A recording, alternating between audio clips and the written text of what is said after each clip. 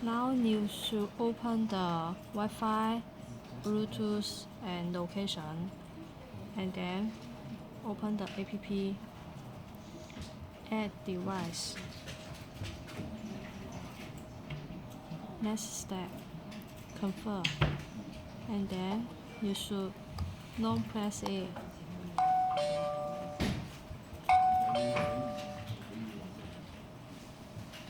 Reset succeeded. Okay, next step, Bluetooth connected.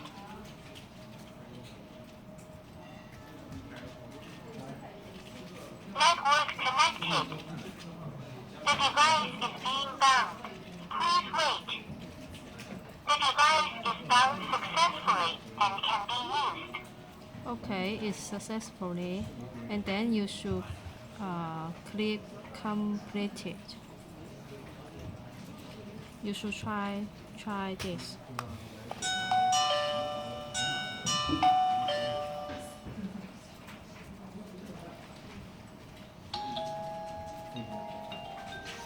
And then the phone will have the video call, and then you can see the people in front of your door.